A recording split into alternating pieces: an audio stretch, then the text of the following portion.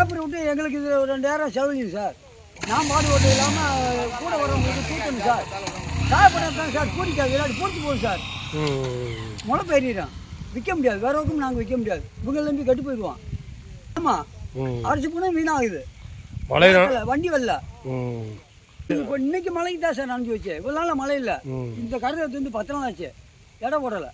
சரி இன்னைக்கு வருவாங்க. இந்த மிஷின் நிற்கிது, அங்கே நிற்கிது மிஷினு. போட்டவங்களுக்கும் பிள்ளை ஏறல, சில பேருக்கு ஏறிடுச்சு, சில பேருக்கு ஏறல. இப்படி போட்டு எங்களை அக்கப்புறம் ஒன்றா இல்லாட்டி விற்றுட்டு போங்கண்ணா. டிஎன்சி எதுக்கு வச்சுருக்காங்க? எப்பயும் போல விற்றுட்டு போயிடுவோமே நாங்கள் வாட்டுக்கா. வியாபாரி இருக்காங்களே, எத்தனை வியாபாரி இருக்காங்கல்ல. நாங்கள் பண்ண போகிற விவசாயிக்கு முதுகெலும்பு மூன்றாங்க கவர்மெண்ட்டில்.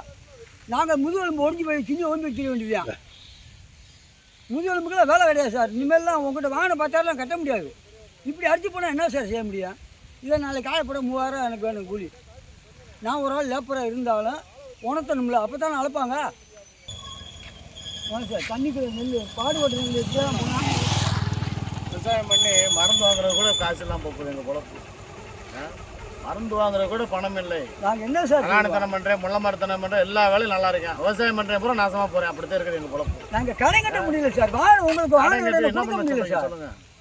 உங்களுக்கு இயற்கை பாதி அழிச்சிருச்சு, மனுஷனும் பாதி அழிக்கிறாங்க. இதில் எங்களுக்கு என்ன நியாயம்ன்றது ஒன்றும் தெரிய மாட்டேங்குது. செய்திகளை உடனுக்குடனும் துல்லியமாகவும் தெரிந்து கொள்ள சப்ஸ்கிரைப் பண்ணுங்க.